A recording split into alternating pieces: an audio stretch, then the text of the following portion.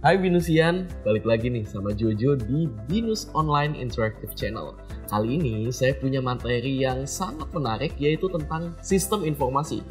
Lebih tepatnya, itu tentang IS Concept.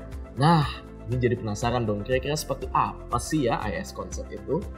Tapi sebelum kita mulai, kita saksikan dulu video yang satu ini ya. Sambil Binusian menyaksikan video yang satu ini, saya mau meeting dulu deh. Udah telat nih soalnya.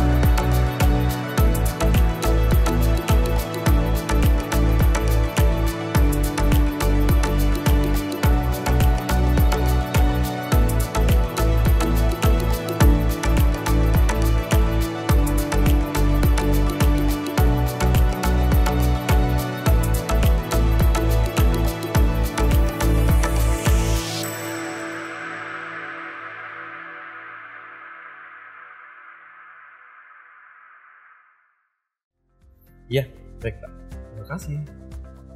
Binusian, capek nih, baru banget kelar meeting ya. Kerjaan makin hektik, makin padat, ditambah aduh makin pusing deh pokoknya. Gak apa-apa, oke, it's okay. Itu namanya kerjaan ya, pasti akan seperti itu. Nah, kita lanjut ya, seperti tadi yang udah saya sebutkan sebelumnya, bahwa kita akan mengupas tuntas nih mengenai materi IS Concept. Nah, seperti apa IS Concept? Itu seperti ini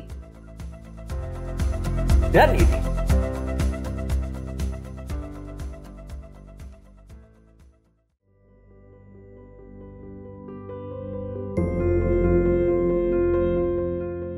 Rekan-rekan, berjumpa kembali dengan saya Suci.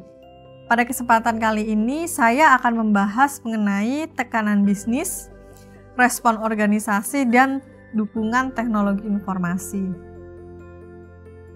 Nah, pada sesi ini rekan-rekan diharapkan mampu mengidentifikasi respon teknologi informasi yang efektif terhadap berbagai jenis tekanan bisnis yang ada. Nah, kita bisa melihat bahwa lingkungan bisnis adalah sebuah kombinasi antara faktor sosial, hukum, ekonomi, fisik, dan politik di mana bisnis menjalankan operasinya. Nah, perubahan signifikan pada salah satu faktor ini kemungkinan besar akan menciptakan tekanan bisnis pada organisasi. Di organisasi biasanya merespon tekanan ini dengan aktivitas yang didukung oleh teknologi informasi. Nah, gambar berikut mengilustrasikan hubungan antara bagaimana tekanan bisnis, kinerja, dan respon organisasi, serta dukungan teknologi informasi itu sendiri. Anda akan belajar mengenai 3 jenis tekanan bisnis utama, yaitu ada dari sisi tekanan pasar, teknologi, dan sosial. Nah, di bagian ini kita bisa melihat pengkategoriannya, di mana dari sisi tekanan dari sisi market ya, pasar, kemudian dari sisi teknologi, dan dari sisi sosialnya. Nah, ketika bicara tekanan dari sisi pasar ya, market, nah ini berkaitan dengan kondisi perekonomian global ya, berkaitan dengan globalisasi juga, kemudian juga berkaitan dengan persaingan yang saat ini semakin cepat, atau perubahan dari kondisi orang-orang yang bekerja ya, budaya dari karyawannya, budaya dari organisasinya, maupun budaya dari customer-customernya yang mungkin setiap waktu punya karakteristiknya masing-masing seperti itu. Nah, selanjutnya ketika kita bicara dari sisi tekanan di sisi teknologi, nah ini berkaitan dengan inovasi teknologi dan kelebihan informasi ya. Jadi inovasi teknologi di sini adalah kita harus berlomba-lomba tadi terkait dengan transformasi digital, perubahan teknologi yang sudah sangat masif, kemudian juga sekarang masuk berkaitan dengan informasi dan data yang volumenya sudah semakin meningkat juga seperti itu.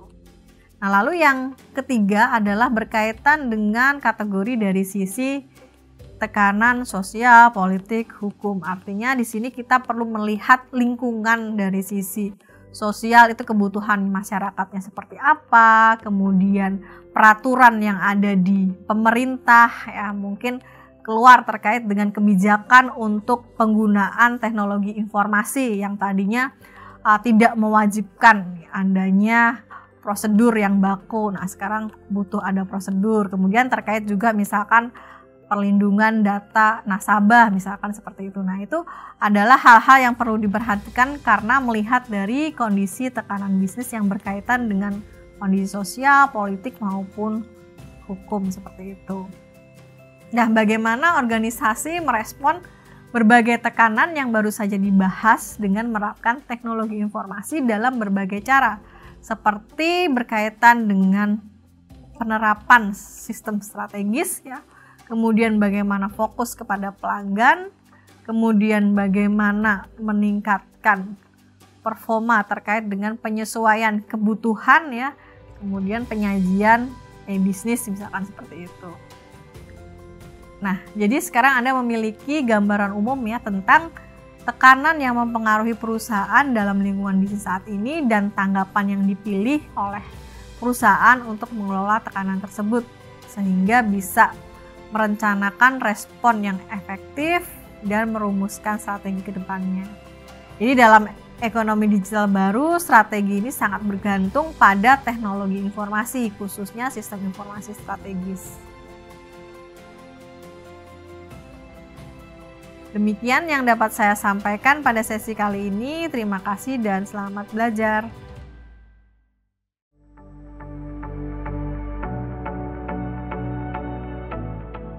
Halo, perkenalkan saya Afifah Widodo Putri. Saya dari mahasiswa BINUS Online Sistem Informasi dan saat ini saya bekerja sebagai salah satu ASN di instansi pemerintahan.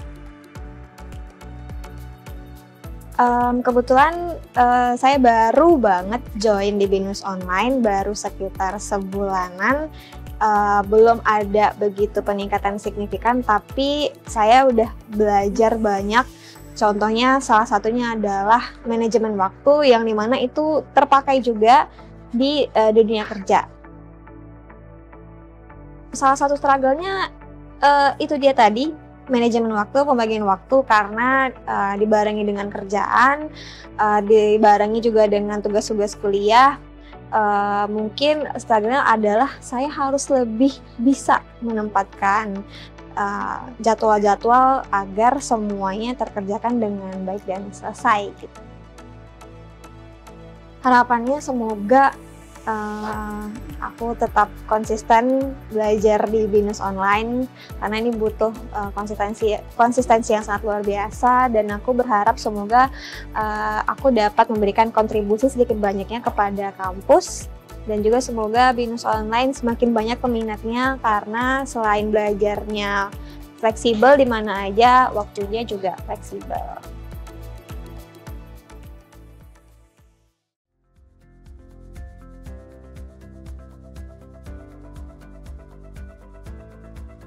Hai rekan-rekan, berjumpa kembali dengan saya Suci. Pada kesempatan kali ini saya akan membahas mengenai keunggulan kompetitif dan strategi sistem informasi. Pada sesi ini, rekan-rekan diharapkan mampu mendeskripsikan karakteristik penyelarasan bisnis teknologi informasi yang efektif untuk mencapai keunggulan kompetitif. Competitive advantage ataupun keunggulan saing di sini merupakan sebuah keunggulan yang melebihi pesaing dalam beberapa ukuran dari sisi biaya, kualitas ataupun kecepatan, penguasaan pasar, dan keuntungan yang didapatkan.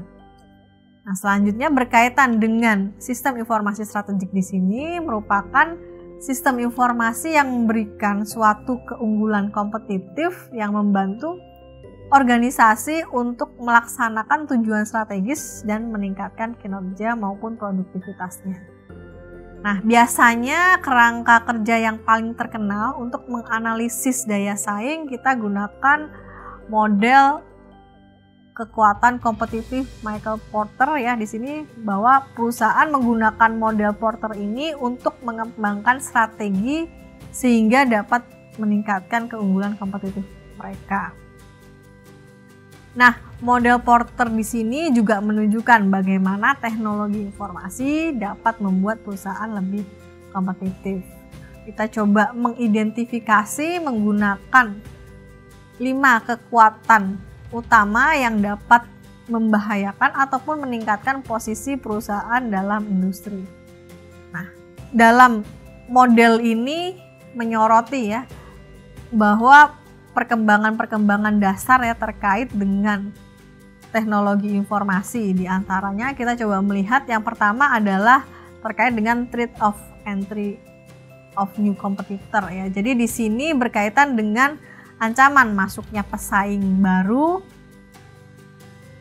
Kemudian berkaitan dengan bagaimana organisasi mengatasi kondisi ini, di mana pemanfaatan teknologi informasi di sini digunakan untuk mengatasi ancaman-ancaman tersebut, karena juga peluang peningkatan ancaman ini terkait dengan kondisi perkembangan teknologi ataupun internet sehingga para pesaing mudah memasuki pasar. Nah, kemudian kita bisa melihat yang kedua adalah dari sisi daya tawar untuk supplier ya, pemasok ya. Jadi di sini kita bisa melihat bahwa internet ini memudahkan pembeli mendapatkan informasi terkait dengan alternatif pemasok. Nah, ini juga menjadi salah satu yang harus diperhatikan ya. Jadi di sisi lain juga perusahaan menggunakan internet untuk mengintegrasikan rantai pasokan mereka ataupun supplier sehingga bisa memilih pelanggannya masing-masing. Nah, kemudian kita menganalisis dari sisi customer ya, kekuatan atau daya tawar pembeli. Jadi kita bisa melihat bahwa akses internet ini membuat pembeli mudah mendapatkan informasi, sehingga hal ini meningkatkan daya tawar pembeli. Sehingga dari sisi kondisi di mana internet mengurangi biaya peralihan, nah kita perlu melihat peluang-peluang dari sisi apa yang bisa kita tawarkan ke customer sebetulnya supaya lebih loyal ke organisasi ataupun ke produk yang kita jual. Kemudian yang selanjutnya kita menganalisis dari sisi produk pengganti. Nah, kita bisa melihat ataupun mengidentifikasi ya bagaimana ancaman produk atau jasa pengganti ini tinggi ketika ada banyak pengganti untuk produk atau jasa yang dihasilkan organisasi dan hanya ada beberapa pengganti dari produk kita. Nah, jadi kita mempunyai power ataupun kekuatan di sisi produk tersebut. Nah, selanjutnya adalah yang terakhir berkaitan dengan kita melihat ataupun menganalisis dari sisi persaingan antar perusahaan di dalam industri. Jadi di industri yang sama kita lihat peluangnya seperti apa. Nah, kita analisis lebih lanjut apakah bisa digunakan untuk mencapai keunggulan kompetitif ya. Jadi keunggulan kompetitif yang dibahas di sini juga terkait dengan bagaimana kita akan menerapkan teknologi informasi tersebut. Karena keunggulan kompetitif itu mengacu pada aset apapun ya yang memberikan organisasi keunggulan dibandingkan dengan pesaingnya dalam beberapa ukuran seperti biaya, kualitas ataupun kecepatan. Jadi keunggulan kompetitif di sini membantu organisasi mengendalikan pasar dan memperoleh keunggulan. Jadi keunggulan kompetitif di sini membantu organisasi mengendalikan pasar dan memperoleh keuntungan yang lebih besar. Demikian yang dapat saya sampaikan pada sesi kali ini. Terima kasih dan selamat belajar.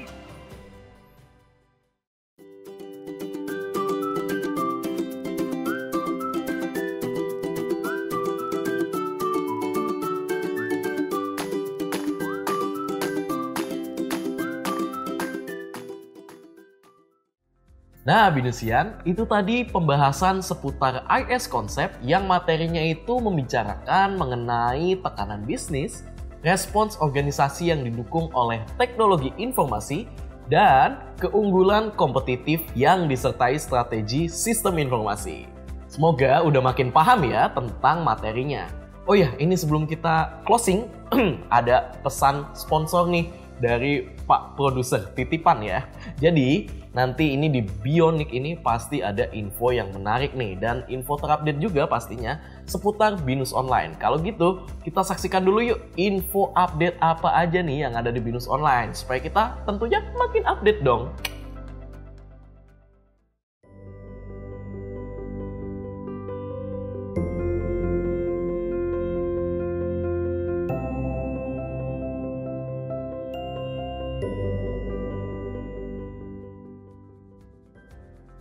Oke Binusian, segini dulu ya Bionic kali ini. Sampai jumpa di episode selanjutnya karena di minggu depan masih bersama Mas Jojo nih di sini. Jangan lupa untuk subscribe Binus TV supaya kamu gak ketinggalan info update dari konten-konten Bionic dan juga konten dari Binus lainnya. Kalau gitu saya Jojo pamit undur diri. Bye-bye semuanya. Sehat dan semangat selalu.